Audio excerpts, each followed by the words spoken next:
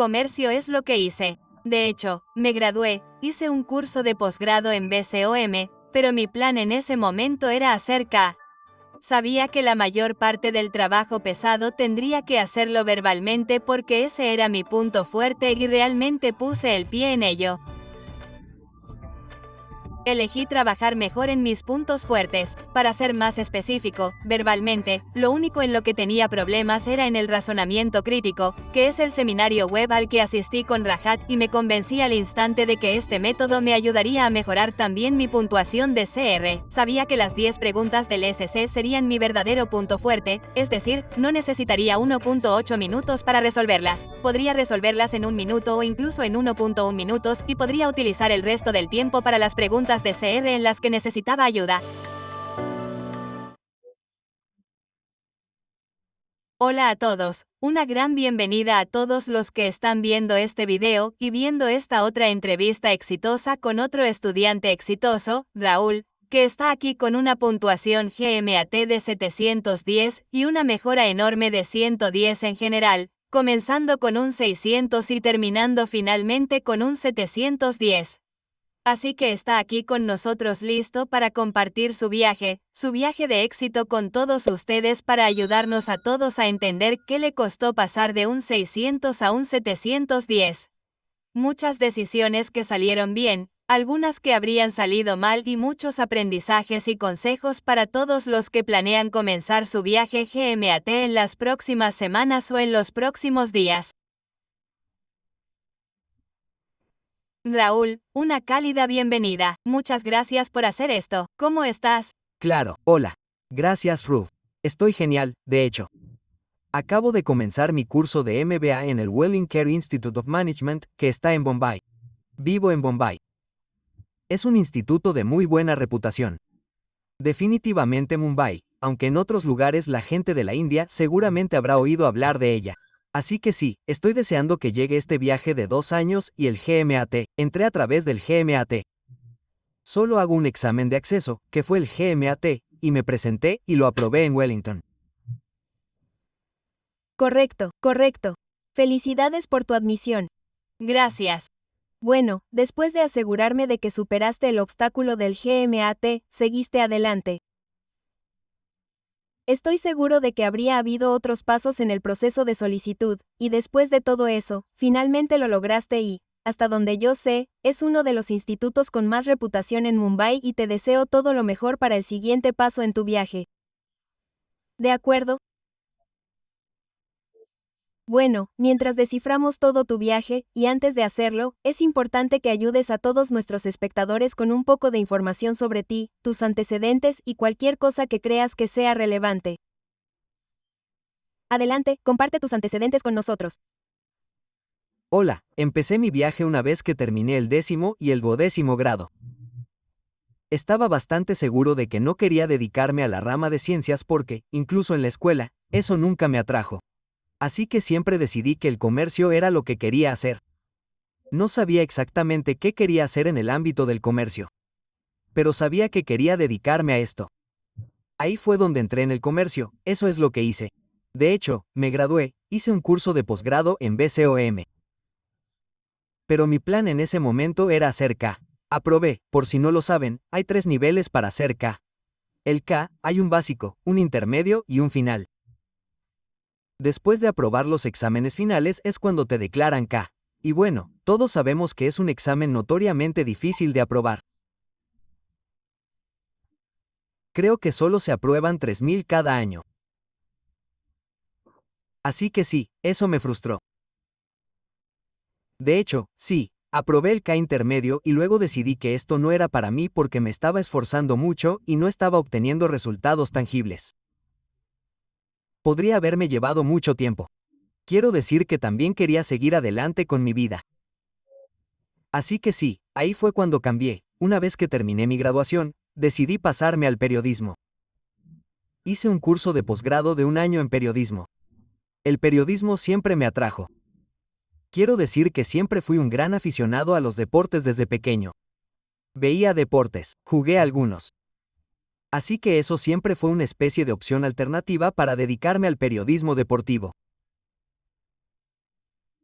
Hice mi licenciatura en periodismo, me metí en ese ámbito y trabajé en una organización de noticias durante unos meses, y luego tuve la oportunidad de trabajar en una agencia de deportes en Bombay, que es mi ciudad natal. Así que volví aquí y trabajé allí durante 3 años. Escribí diarios, y trabajé en redes sociales para varios clientes diferentes. Bueno, me refiero a los indios de Bombay, a los reyes de Punjab, a los capitales de Delhi. Sí. También cubrí las Olimpiadas para las Olimpiadas en sí, para el sitio web oficial de las Olimpiadas. Sí, las cubrimos en las redes sociales, en todo. Hice todo lo posible y luego, sí, un MBA siempre fue algo que quise hacer en el fondo de mi mente. Siempre estuvo ahí y, de pequeño, el aspecto empresarial de las cosas no te atraía demasiado. Es un mundo demasiado complicado de entender, pero, ya sabes, a lo largo de mi graduación, mientras trabajaba en ese campo, los negocios eran algo que me atraía.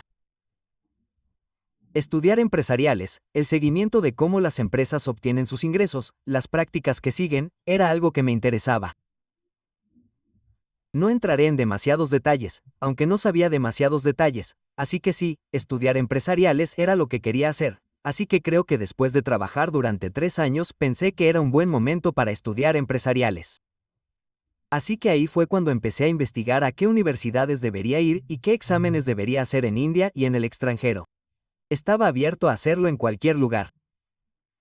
Una vez que investigué, las universidades en el extranjero obviamente solo aceptan el GMAT y el GRE, así que tuve que elegir entre los dos.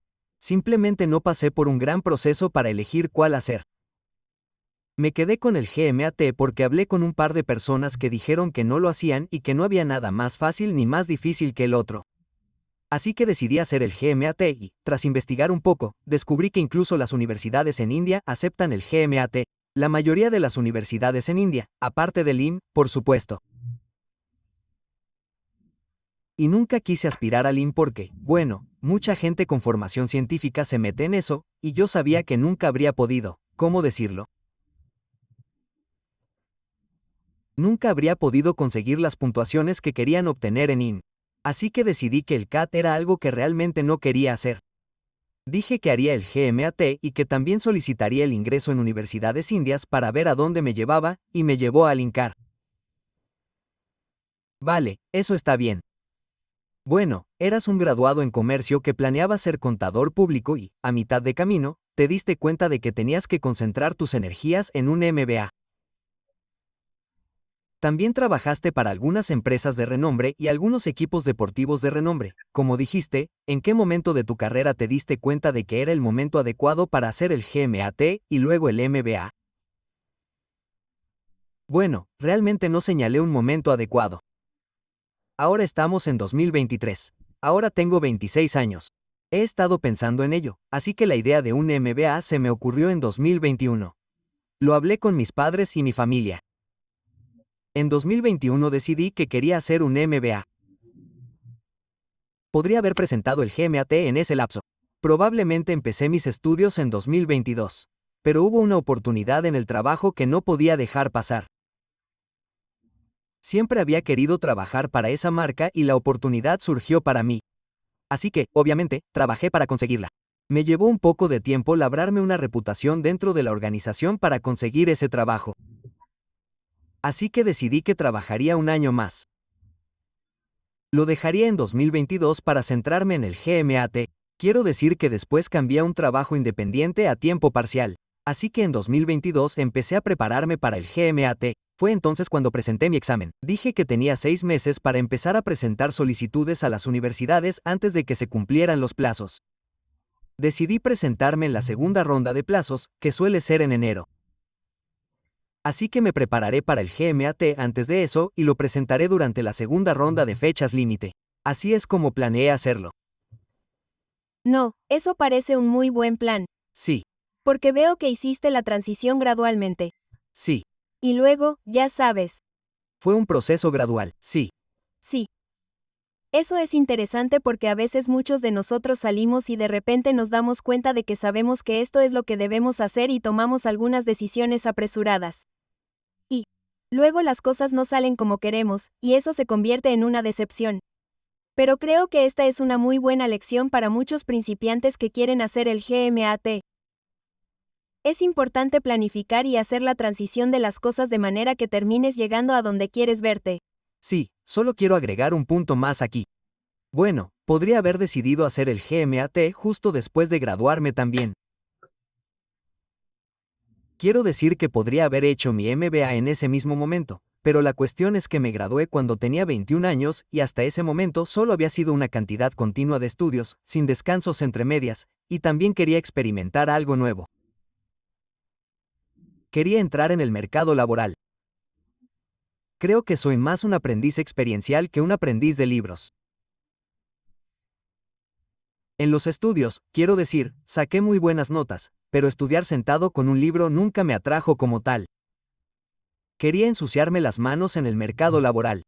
Ver a dónde me llevaba, ver qué podía aprender de eso. Por eso decidí que el MBA siempre estuvo en algún lugar en el fondo de mi mente, incluso durante todos mis años de estudio, incluso en mis años más jóvenes. Pero sí, creo que quería ensuciarme las manos en el mercado laboral. Por eso decidí trabajar y creo que esto es bueno, ya tengo algo de experiencia en el mundo real. El MBA se trata de eso, ¿verdad? Estudias a través de casos prácticos, no siempre se aprende leyendo libros. Por supuesto, hay libros de por medio, pero se estudia a través de casos prácticos. Se aprende de experiencias pasadas, por eso pensé que era una buena decisión hacer un MBA después de unos años de trabajo. Puede que la gente tenga ideas diferentes, pero esto es lo que yo pensaba que haría. Claro, tiene sentido.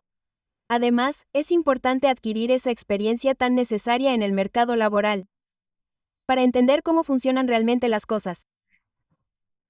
Porque la vida académica y la vida profesional son dos polos completamente diferentes.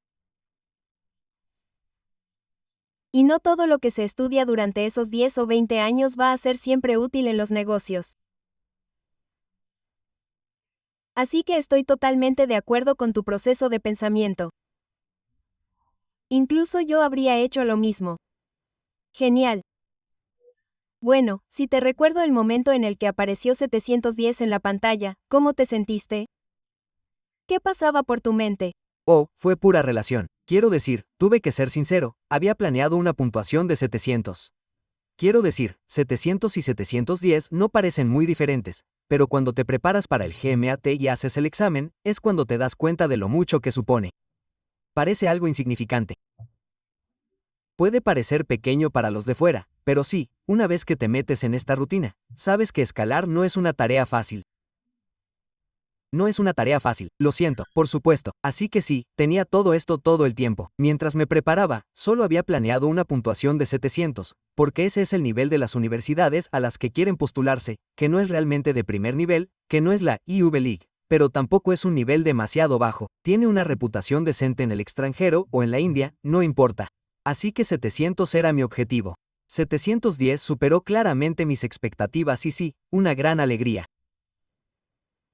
Genial. Bueno, una vez que decidiste que querías seguir adelante con el GMAT, cuéntanos el proceso de elegir el curso adecuado, la empresa de preparación para el GMAT adecuada y la investigación que habrías hecho para entrar en el instituto adecuado. Vale. Para ser sincero contigo, pensé que era un pez gordo y que podía hacerlo todo por mi cuenta, que es lo que hice, y fracasé estrepitosamente. Empecé a prepararme por estas fechas, en agosto del año pasado. Y pensé que había conseguido los libros oficiales del GMAT para practicar para los 3. Es decir, hay un libro grande que contiene tanto el examen verbal como el cuantitativo, y también compré los libros verbales y cuantitativos que ofrecían. Así que eso fue lo que hice. Practiqué, o al menos eso pensé. Hice una práctica, ya sabes, pensé que podría dar mis exámenes en noviembre y presentarme más tarde. ¿No? Me inscribí para un examen en noviembre. Pensé que lo estaba haciendo decentemente. Exámenes de prueba. Quiero decir, saqué alrededor de un 680. En ese momento, mi objetivo era llegar a un rango de 680. Eso era lo que planeaba antes de prepararme para cualquier plan sólido. Ese 680 era lo que planeaba. Me habría conformado con un 660 o un 670 también. Cuando hice el examen de prueba, eso fue lo que obtuve, un 660. Creo que terminé con un 660 o un 670. No estoy seguro. Así que dije, bueno, voy a hacer el examen. Lo hice y saqué un 600, lo cual es una caída enorme de lo que esperaba. Sí. Para nada lo que esperaba. 600. Sabía que tenía que volver a hacerlo. Sabía que no podía presentarme con esta puntuación. Mis padres me dijeron, ya sabes, inténtalo. Quiero decir, si quieres prepararte para otro intento, hazlo, pero también puedes empezar a solicitarlo con esto. Yo les dije, no, creo que deberíamos quedarnos en un segundo plano. Déjame ver qué puedo hacer. Y, obviamente, había oído hablar de algunas empresas de preparación, pero no investigué mucho porque nunca pensé que quisiera prepararme por completo como lo hacéis vosotros, que es riguroso. Y no quería meterme en eso, pero después de esa puntuación de 600, pensé que debería esforzarme. Así que, cuando la decepción se me pasó en un par de días, fue cuando empecé a investigar un poco en Internet. EGMAT apareció como una de las mejores opciones. También estaba TTP, creo, Target Test Prep y un par más, ¿no? Así que investigué sobre EGMAT y descubrí Rahat y Pi. Estaba leyendo su experiencia sobre cómo hicieron lo que hicieron. Y lo que realmente me ayudó fue que hubo una sesión de prueba gratuita que Rahat estaba dirigiendo para la sección verbal. No sé, creo que fue un razonamiento crítico que él hizo, que debía ser un seminario web. Sí, fue él dirigiendo una sesión que está diseñada para ayudar a los posibles estudiantes a ver lo que la plataforma tiene para ofrecer. Me metí en eso y quiero decir que eso realmente cambió mi forma de pensar, los consejos, la forma en que Rahat abordaba el planteamiento de un problema, la forma en que desglosaba cada cosa. Quiero decir, creo que la mayor ayuda de EGMAT para mí fue cómo desglosar una oración en partes útiles, y eso cambió por completo mi forma de pensar. Y sí, eso simplemente me convenció para elegir EGMAT. Ni siquiera fui a ninguna otra plataforma, ni a TTP ni a ninguna otra. Sabía que EGMAT era lo que quería hacer, y sí, eso fue lo que hice. Inmediatamente, me registré en la plataforma y, esa fue otra, esa sesión fue realmente útil. Pero una vez que ves el contenido del curso y la forma en que ustedes desglosan la preparación, sí, creo que realmente me ayudó a crecer, y puedes verlo en mi puntuación. Por supuesto. Por supuesto. Entonces, ahora que sabías que EGMAT era el lugar adecuado para que siguieras adelante y lograras esa puntuación objetivo, recuerdo que comenzaste tu recorrido en el GMAT con una sección verbal y, aunque obtuviste un 600 en tu primer intento, creo que la puntuación verbal seguía siendo un V38, que es una puntuación muy buena. Así que creo que debido a tus antecedentes y a toda la experiencia laboral que tenías, creo que las habilidades verbales eran bastante altas. Sí, claro, y ¿Fue esa la razón por la que comenzaste con la parte verbal? sí, seguro. Porque soy una persona que se nutre de la confianza, ya sabes, una vez que recibo una tarea, si hago las partes iniciales correctamente, sé que eso me da más motivación para abordar las partes más difíciles más adelante. Y yo, también. sí, obviamente. Y ese siempre fue el caso desde la infancia. Para mí, la parte verbal siempre ha sido inglés. El inglés siempre se me dio mejor que las ciencias o las matemáticas. Así que incluso aquí pensé que ese era el enfoque a seguir y estaba bastante seguro de que cuando llegara la puntuación final, mi objetivo sería un 700. Sabía que la mayor parte del trabajo pesado tendría que hacerlo verbalmente porque ese era mi punto fuerte y realmente me esforcé. Elegí trabajar mejor en mis puntos fuertes. Obviamente, la parte cuantitativa era una debilidad para mí. Así que trabajé un poco para subir mi puntuación, para llegar a esa puntuación de 700. Pero sí, verbal, incluso en el 600, la única parte positiva que saqué fue un V38, como dijiste. Así que sabía que mi sección verbal ya estaba en un nivel bastante bueno. Solo necesitaba, bueno, para ser específico, verbal, lo único en lo que tenía problemas era en el razonamiento crítico, que es el seminario web al que asistí con Rahat, y me convencí al instante de que este método me ayudaría a mejorar también mi puntuación de CR. Así que CR, creo que mi percentil había bajado mucho. CR fue la única sección en la que obtuve una puntuación baja de forma constante, y cuando obtuve mi segunda puntuación, que fue un intento de 710, CR me hizo subir al percentil 77, lo que ya es genial. Sí, así que los métodos realmente me ayudaron. V38, quiero decir, el salto en mi intento de 600, mi puntuación fue de V38, y en el 710 fue de V41. Así que ese salto fue puramente a través de CR. Esa fue mi única debilidad en la sección verbal. Y sí, los métodos de EGMAT me ayudaron a mejorar en esa sección. Las otras dos, comprensión lectora y corrección de oraciones, siempre se me dieron muy bien. Sabía que siempre podría hacerlo. Para ser sincero, en el examen de prueba oficial del GMAT obtuve una puntuación excelente en la sección SC y también en el examen principal. De alguna manera, en los exámenes de prueba del EGMAT, simplemente no pude obtener una puntuación excelente en SC.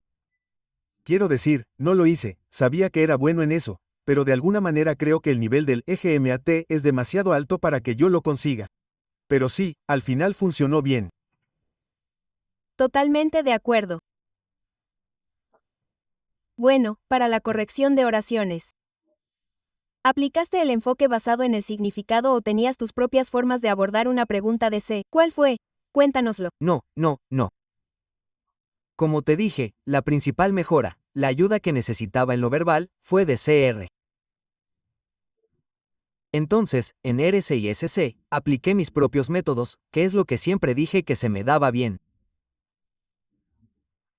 Así que, como saben, en RC no presté mucha atención, no me detuve demasiado en los cursos que ofrece EGMAT para esas dos secciones.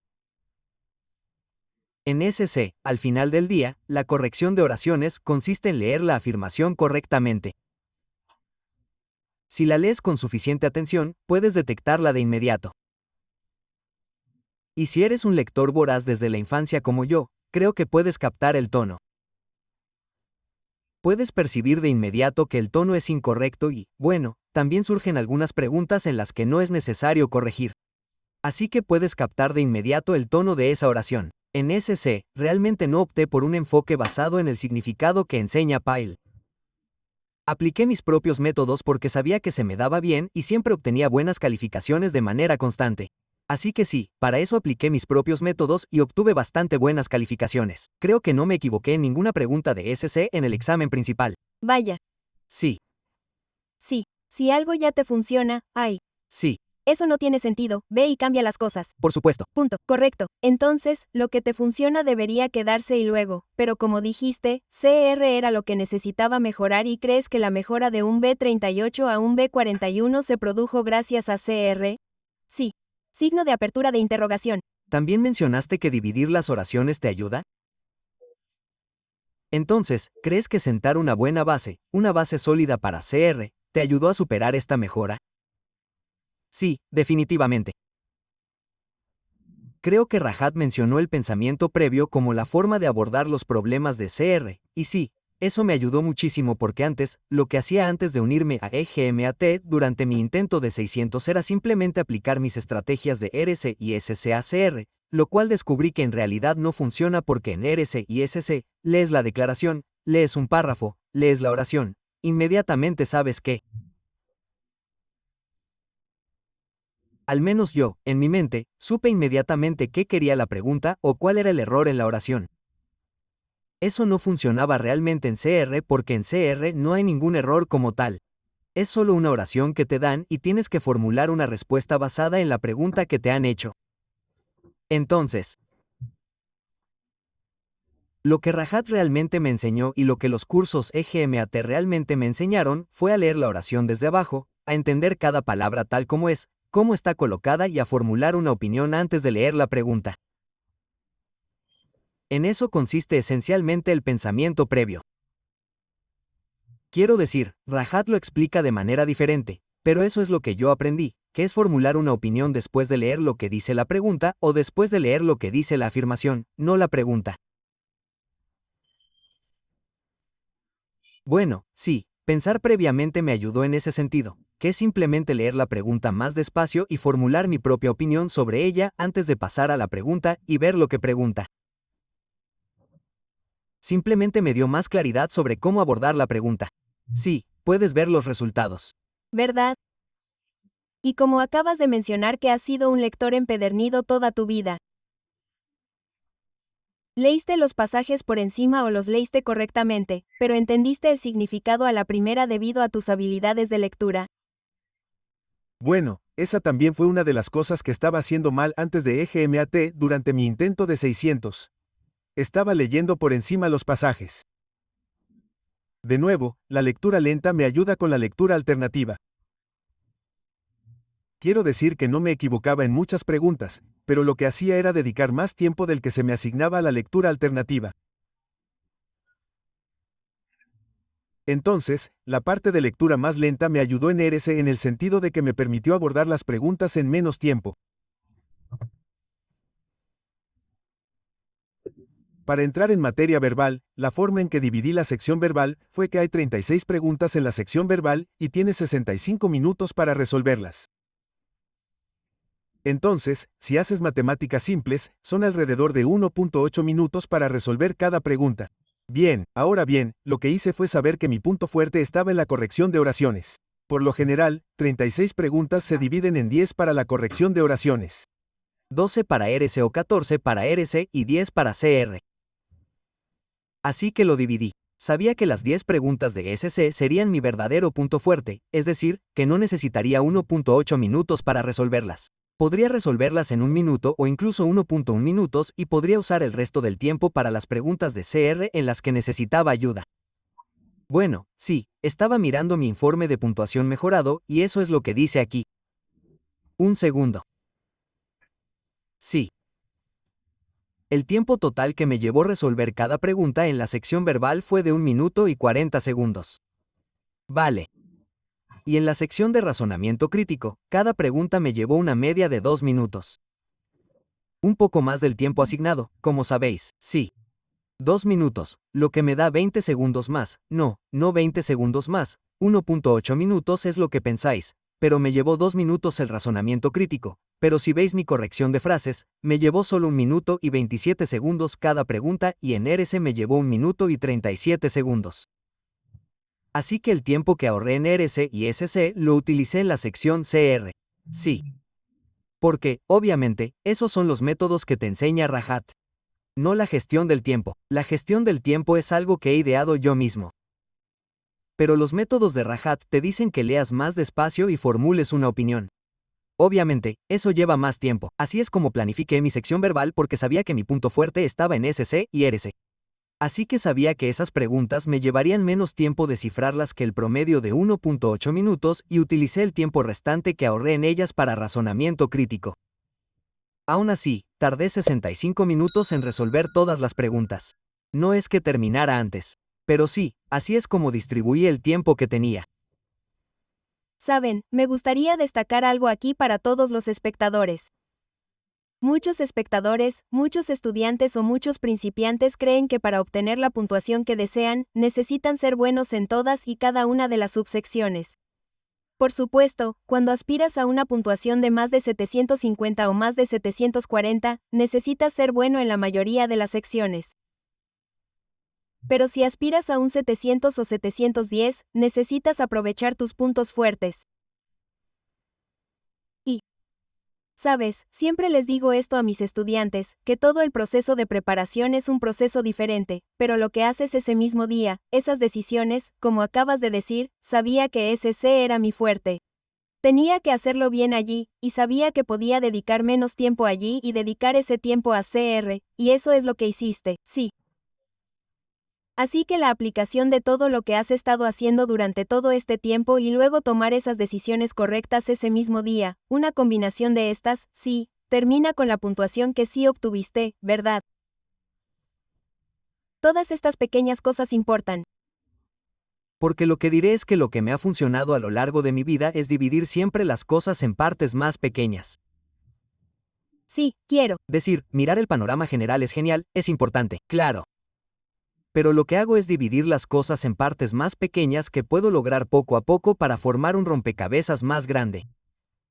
Y bueno, sí, el primer paso que diría es, ya sabes, decidir una puntuación, decidir, mirarte a ti mismo, mirar tu historial académico, mirar tus habilidades y ser realista, ser sincero contigo mismo. Quiero decir que tus padres pueden decirte que deberías aspirar a un 760 o un 780 o lo que sea, 750, pero ser sincero contigo mismo ayuda a tu propia capacidad.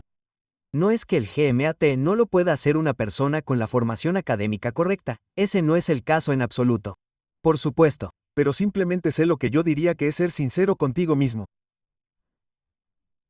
Establece un objetivo, establece una puntuación objetivo, sea cual sea, y luego divídelo, y luego decide estrategias, decide si lo verbal es tu fuerte o lo de la escritura es tu fuerte, y luego divídelo de esa manera, lo que te ayuda a crear, sabes exactamente qué hacer en cada sección. Creo que eso me ayudó. Y sí, el día del examen, mis planes funcionaron a la perfección porque te dije, quiero decir que saqué un V38 incluso en el intento de 600. Sabía que si lo subía un poco, si llegaba a un V40, sabía que podía permitirme una puntuación ligeramente inferior en la cuantificación y aún así obtener esa puntuación general de 700, que es lo que hice. Quiero decir, mi objetivo era un Q42 o un 44. Creo que acabé con un Q46 y V de V40 pasé a V41, y eso me llevó a 710 en lugar de 680 o 700. Correcto, correcto. Ya sabes lo que acabas de decir sobre dividir el panorama general en partes más pequeñas. Me recordó un partido de cricket entre India y Sri Lanka en 2012, creo, que se estaba celebrando en Australia, donde se suponía que India iba a perseguir una puntuación gigantesca de 320 o 360 en 401, 321. ¿Verdad? Virat Kohli anotó un siglo y ganó en otro partido, y cuando le preguntaron en la ceremonia de presentación cómo había planeado la persecución, dijo que Sí, que se suponía que. la puntuación se perseguiría en 40 en lugar de 50. Entonces, ¿cómo lo hizo?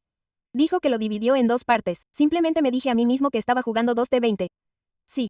Así que tenía que anotar 160 en los primeros 20 overs y los otros 160 en los otros 20 overs, lo cual es bastante alcanzable. Claro, quiero decir que así es exactamente como. Quiero decir que MS Dhoni era el capitán en ese momento. Así es exactamente como piensa, cómo planea las persecuciones. Quiero decir, puede que no todos seáis aficionados al cricket. Yo soy un gran aficionado al cricket. Soy un gran aficionado del MS y del CSK. Así que el CSK lo hace muy bien. Maximiza los recursos que tiene.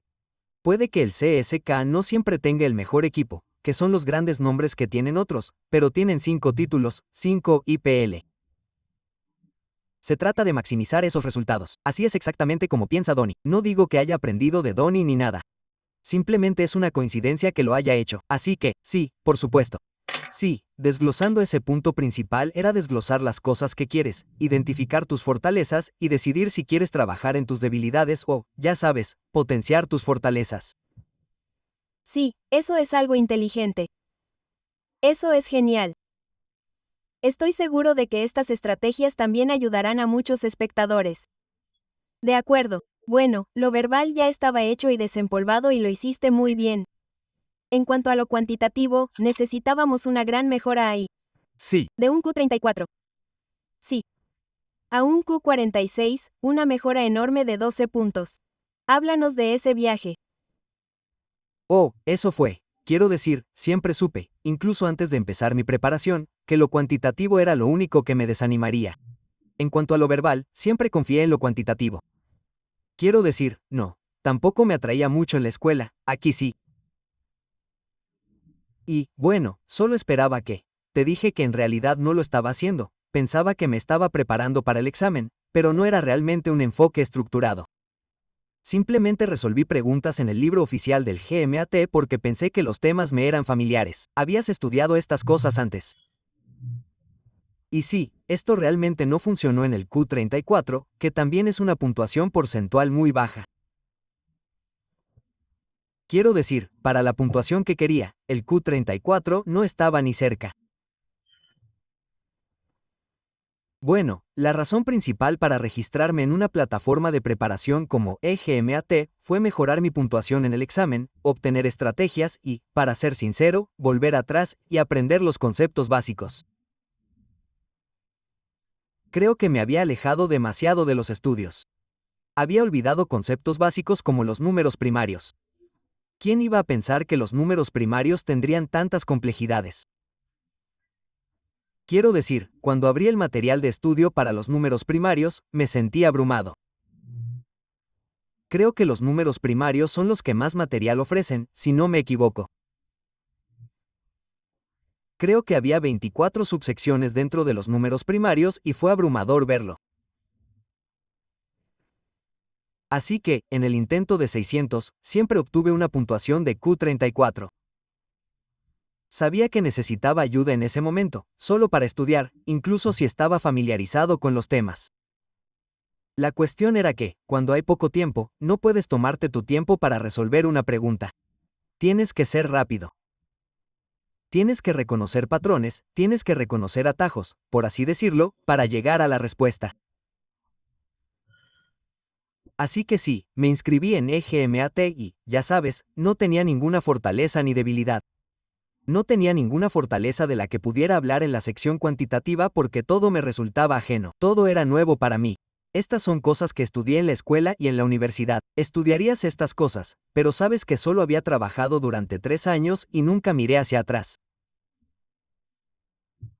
Sí, olvidas muchas cosas y olvidas esas pequeñas notas que tomabas en tu interior cuando estudiabas para los exámenes en tu juventud.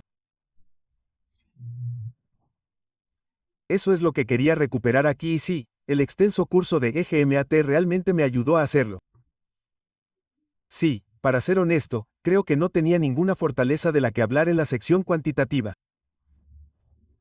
Ninguno de los subtemas en los que pensaba que podía sobresalir, como en la sección verbal. Te dije que SC y RC eran mucho, pero no había nada de lo que hablar en la sección de preguntas. Sabía que lo que echaba de menos era que, cuando estudias en tu juventud, tomas pequeñas notas para ti mismo, para identificar las respuestas. Creo que eso es lo que quería recuperar con EGMAT y, para ser honesto contigo, creo que, como decía, el primer intento que hice para mi GMAT fue el 20 de noviembre del año pasado y, inmediatamente después de esa puntuación, decidí volver a hacerlo y, estaba buscando la siguiente fecha disponible pensé en una preparación de un mes con EGMAT, porque solo necesitaba afinar algunas cosas en la parte verbal. Sabía que el objetivo principal de mi preparación con EGMAT era la sección cuantitativa. Así que pensé que un mes sería suficiente para eso. Solo estaba buscando la siguiente fecha. Quiero decir que EGMAT no lo recomienda. EGMAT siempre te dice que te asegures de tu preparación antes de buscar una fecha, pero hice todo lo contrario. Estaba buscando la siguiente fecha. Buscaba una fecha cercana a Navidad o Año Nuevo para dar mi examen y así poder empezar el año nuevo. Al menos eso, pensaba. Podría empezar el año nuevo simplemente presentando la solicitud porque hay un proceso largo y complicado para eso. Así que sí, estaba pensando en Navidad o Año Nuevo. Había algunas fechas disponibles, pero abrí la plataforma EGMAT y los cursos eran tan amplios que pensé que tal vez debería darme 10 días más. Así que la siguiente fecha disponible era el 5 de enero. Así que reservé inmediatamente esa fecha para mi examen y trabajé hacia atrás a partir de ahí. Dije que esos eran los días que tenía y, de hecho, para entonces ya había dejado mi trabajo. Así que podría dedicar mucho tiempo a mis estudios. Vale. Pero, para ser sincero, pensé que podría estudiar durante mucho tiempo. No lo hice. Debo haber estudiado durante 4 o 5 horas al día en un buen día. La mayoría de los días eran solo un par de 2 o 3 horas. Y también tomaba descansos entre medio. Creo que sí, en general estudié durante 20 días, lo cual no es realmente recomendable, pero a mí me funcionó. Así que estoy contento con eso. Pero lo que diría es que lo planifiques. De nuevo, trabajo al revés. Lo dividí en partes más pequeñas, que es lo que me funcionó. Bueno, la sección cuantitativa, para ser honesto, tiene muchos subtemas dentro de la cuantitativa. El último, simplemente estaba siguiendo un orden secuencial que EGMAT me propuso, que son las propiedades de los números, creo. Después de eso, pasamos a las proporciones, los porcentajes, etcétera, etcétera. Sí, el último, creo que el último es geometría. Bueno, para ser honesto con todas las personas que están viendo esto, realmente no me concentré en la geometría en absoluto. Pensé que simplemente me saltaría esas, y como eran una debilidad clara para mí, geometría y probabilidad, conteo, series, que son permutaciones, combinaciones, todas esas preguntas, eran una debilidad clara para mí. Pensé que, aunque me preparara todo lo necesario para el EGMAT, no me entraría en la cabeza y, además, tenía que dar el examen. Así que pensé que esas dos secciones son las preguntas más difíciles que suelen aparecer. Las preguntas de nivel difícil del examen GMAT y el funcionamiento del examen GMAT es que si te equivocas en una pregunta difícil, no afecta demasiado a tu puntuación, pero si te equivocas en una pregunta fácil o de fácil a media, eso baja significativamente tu puntuación. Bueno, mi idea en K era que esas preguntas fáciles y medias fueran totalmente acertadas en las preguntas difíciles. Sabía que incluso si las respondía bien, eso mejoraría mi nota, e incluso si las respondía mal, no me desanimaría demasiado. Obviamente. Como examinado, no sabes cuál es una pregunta fácil y cuál es una pregunta difícil, pero podría. Había investigado, había buscado en Google algunas cosas, y sabía que las preguntas de combinación de permutaciones suelen ser preguntas de nivel difícil, y si te salen preguntas de nivel difícil, significa que te está yendo bastante bien en el examen. Bueno, sí. Sí, así que dije, ya sabes, vamos a saltarnos esas partes. No tengo la fuerza mental para meterme de lleno en eso, hincarle el diente. Así que me saltaré esas partes.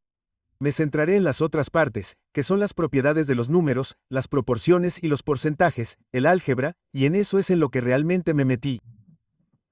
Bueno, así es como planeé mi evaluación cuantitativa, y así es exactamente como funcionó. Sí, en la sección cuantitativa, proporciones y porcentajes, que es mi fuerte, obtuve la puntuación más alta. Creo que obtuve un percentil 80 en esa sección.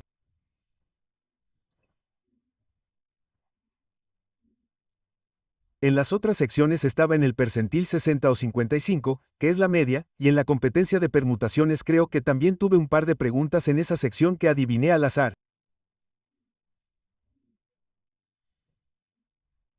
Realmente no me metí en eso, realmente no me senté a resolverlo. Pasé 30 segundos tratando de resolverlo, pero sí, realmente no me detuve en eso.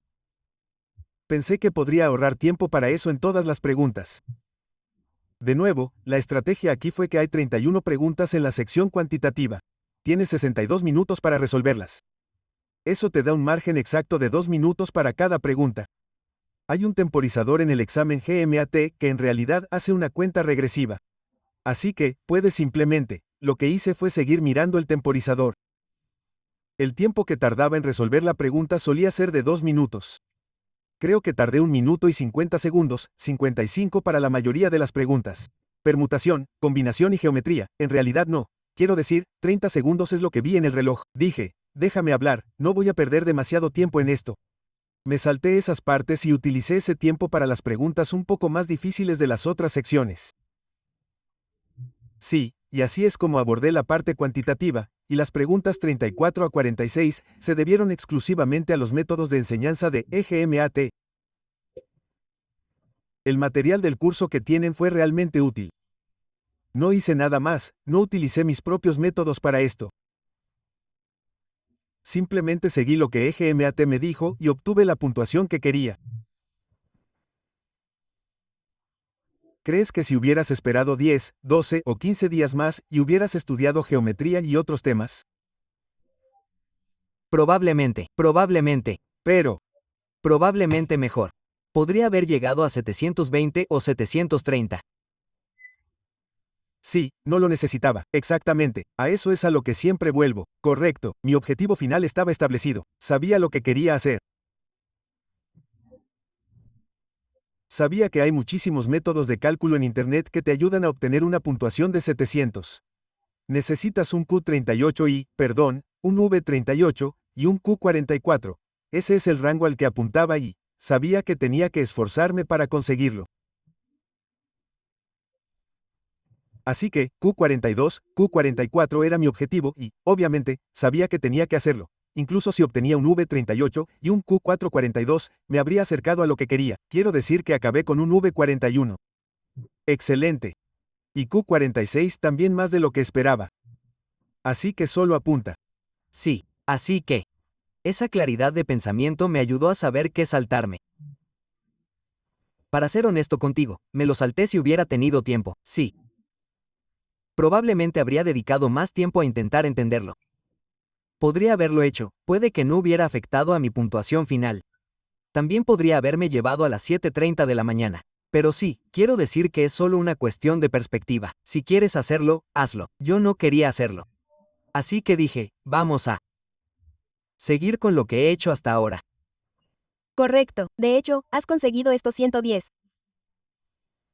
En 35 días oficialmente. Sí, eso lo has dicho correctamente. Lo has visto solo durante 20 días, pero si digo oficialmente que te ha llevado 35 días. Es un logro enorme. Sí. Así que te felicito por eso. Gracias, tío. 20. Yo dediqué 35 días a lo que dices, pero calculé que volví sobre mis pasos después del examen. 20 días es lo que estudié. Quiero decir, me di un sábado y un domingo libre solo por diversión. Así que estudié 5 días a la semana, 4 semanas, 20 días, eso fue lo que hice. Bien. Bueno, estoy seguro de que el viaje habría tenido sus propios altibajos. Habría habido momentos en los que también te habrías sentido frustrado. Sabes que no puedes tener éxito por tu cuenta. Necesitas gente que te apoye, que te respalde. Signo de apertura de interrogación. ¿Podrías mencionar quiénes eran esas personas? Bueno, en realidad lo que pasa es que vivo en Bombay. Mis padres viven en Chennai porque ahí es donde trabaja mi padre.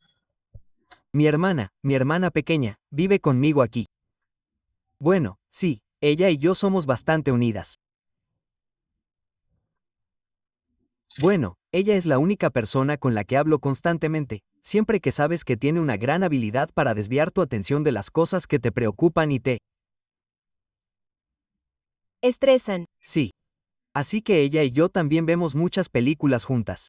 Eso es lo que hice. Sobre todo hablaba con ella. Siempre que quería un tiempo de inactividad, hablaba con ella. Estaba viendo algo u otro. La gente no lo recomienda realmente. Ya sabes, cuando estás estudiando, deberías concentrarte en estudiar, no tener otras distracciones. Pero sí, como dije, toda esta claridad surge de cuál era mi objetivo. Y había ideado este objetivo de, ya sabes, cómo desglosar mis puntuaciones verbales y cuantitativas. Sí, sabía que me había acercado a ese nivel, así que podía permitirme un poco de tiempo de inactividad, eso es lo que hice. Sí, lo que sea que funcione. Mira, cada cosa le sienta bien a cada persona. Sí, A algunas personas les funciona lo que haces, a otras les funciona más centrarse en los estudios. Sí. Básicamente, como dijiste, claridad de pensamiento y también saber qué te conviene y qué funciona para ti. claro. Estas son dos cosas extremadamente importantes y, en función de estas dos cosas, planificas tu día, tus métodos, tu enfoque, tus estrategias, y cuando haces eso es lo que termina siendo exitoso. Así que es un buen trabajo y felicitaciones a tu hermana también. Porque estoy segura de que ella jugó su propio papel en este pequeño viaje. Pero solo estar ahí a tu lado y eso es genial. Bueno, este fue un viaje diferente. El proceso de solicitud también fue un viaje diferente. Resúmelo para nosotros en cuanto a cómo fue. ¿Qué tan bueno fue? ¿Cómo pasaste el proceso de solicitud y terminaste en una institución tan reputada? Bueno, lo que diría es que, especialmente si vas al extranjero, ten en cuenta los plazos. Haz una lista corta de todas tus universidades. Investiga, haz toda esta investigación antes de comenzar tu preparación para el GMAT, eso es lo que diría. Ten claro a qué universidades y países quieres ir e investiga a qué universidades quieres ingresar. Haz una lista corta, ten una lista corta de, quizás, 5 universidades. Pueden ser 2, no importa. Simplemente decídelo de antemano. Y mira la puntuación media del GMAT del tamaño de la clase o del tamaño de la clase y la puntuación media del GMAT que han aceptado en el pasado. Tendrás datos disponibles sobre todo de la última admisión que tuvieron, lo cual es bastante bueno. Creo que no difiere mucho. Así que sí, eso te ayuda a establecer una puntuación objetivo en el GMAT para ti. Quiero decir, es posible que quieras ingresar a una universidad que tenga una puntuación media en el GMAT de 660. Tu objetivo personal puede ser obtener un 720 o un 730, pero sé realista al respecto. Si un 660 es suficiente, quizá podrías aspirar a un 680 o un 700. No siempre tienes que, ya sabes, elevar tu propio nivel, no siempre tiene que ser tu ego el que quiera ganar. Sé realista al respecto. Investiga tus universidades de antemano. Haz una lista corta. Haz una hoja de Excel con toda esta información. Sí, una vez que entras, la mayoría de las universidades extranjeras tienen un método de solicitud similar, que es que básicamente necesitas una puntuación del GMAT y una puntuación del IEL para completar la solicitud. Lo que yo diría es que completes las demás partes de la solicitud de antemano. Lo que te permite el portal de la universidad, como tus ensayos, tus expedientes académicos o tu trabajo, rellena esos datos de antemano para que una vez que completes el GMAT solo tengas las puntuaciones del GMAT. Oh, sí. Sí, bueno, lo que decía es que los ensayos obviamente llevan algo de tiempo. Tienes que ser muy detallado. Las universidades tienen ciertas expectativas sobre cómo debes elaborar tu ensayo, qué debes incluir, qué no debes incluir y qué no. Por eso te diría que guardes tus calificaciones del GMAT y la parte del ensayo para cuando hayas terminado el GMAT. Rellena los demás datos antes porque son bastante sencillos. Pon tus documentos en orden y téngalos a mano. Todo esto son consejos básicos, pero es bueno que los sigas, tenlos siempre a mano y, lo más importante, ten en cuenta las fechas límite. Son muy específicas. La mayoría de las veces son muy próximas entre sí. Las universidades tienen fechas muy próximas entre sí. La primera ronda y la segunda. Pero anótalo y asegúrate de enviarlo antes de las fechas límite. Incluso el último día de la fecha límite. Lo considerarán tan importante como si lo hubieras enviado 20 días antes de la fecha límite. No te preocupes por eso en absoluto. Pero lo que yo diría es que tengas en cuenta las fechas límite. Sí, una vez hecho esto, creo que ahora solo tienes que cruzar los dedos y esperar a que llegue la parte de los ensayos. Yo diría que busques ayuda de alguien, un primo mayor o un hermano mayor que haya presentado la solicitud, o incluso, si has trabajado, habla con tus jefes para que investiguen en línea sobre qué escribir exactamente. Quizás busques ayuda de un profesional, de una plataforma como eGMAT. Y lo más importante, las referencias que necesitarás. Al menos un par de referencias profesionales. Habla con ellos, elígelas.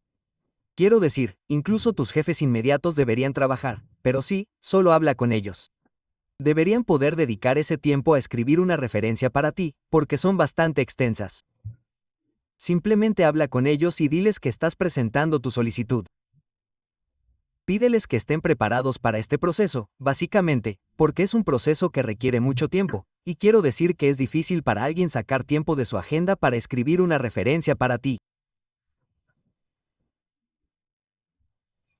Sí, solo manténlos al tanto de todo el proceso, eso es lo que digo. ¿Cierto? Bueno, Sí, una cosa más. Lo siento, lo siento, lo siento. Sí, adelante. Solo una cosa más. Fechas límite. Lo que... Hice fue programar mi examen GMAT unos 10 días antes de la fecha límite. 10 días antes de tener que enviarlo. Por eso digo que tengan todos los documentos listos. Algunos de ustedes querrán terminar todo el proceso de solicitud una semana o 10 días antes de la fecha límite. Así que planifíquenlo de esa manera. Creo que, incluso si no obtienen una puntuación insatisfactoria en el GMAT, tienen que esperar 15 días antes del siguiente punto. Así que planifíquenlo de esa manera. Lo que yo diría es que hagan su examen 20 días antes de la fecha límite de solicitud. Así que, incluso si obtienen una puntuación con la que no están satisfechos, pueden intentarlo. Otro en 15 días. Sí, planifícalo un poco, espaciándolo un poco de esa manera. Pero para que eso suceda, necesitas tener todo en orden de antemano, tus documentos, las partes que quieres incluir en tu solicitud. Planifícalo todo antes del GMAT. Una vez que empieces la preparación para el GMAT, mi consejo sería que te concentres únicamente en eso. Sí, el resto depende de vosotros. muy bien. Raúl, antes que nada, muchas gracias por hacer esta entrevista. Lo que realmente me alegra es que no solo hayamos hablado de tu experiencia en el GMAT, sino también de la experiencia después del GMAT. Has dado muy buenos consejos no solo sobre el GMAT y las estrategias sobre cómo prepararse y también sobre las decisiones que hay que tomar durante el examen, sino que también has compartido muchos consejos sobre el proceso de solicitud y cómo planificar las cosas.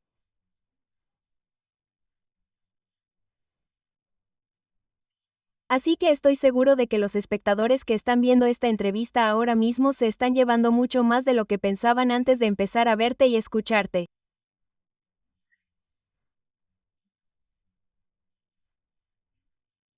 Creo que has aportado más de lo que se suponía que debías.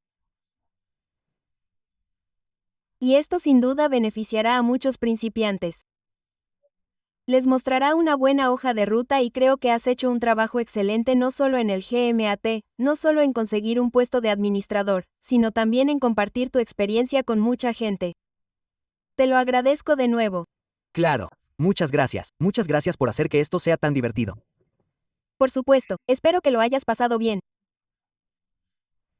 Muchas gracias a todos los que vieron este video hasta el final y espero que este video y los consejos de Raúl te ayuden. Siempre que necesites ayuda, puedes ponerte en contacto con nosotros y siempre estaremos ahí para ayudarte. Con esto llegamos al final de esta sesión. Muchas gracias, Raúl. Una vez más te deseo lo mejor para tu MBA y mantente en contacto. Sí, claro. Gracias. Adiós.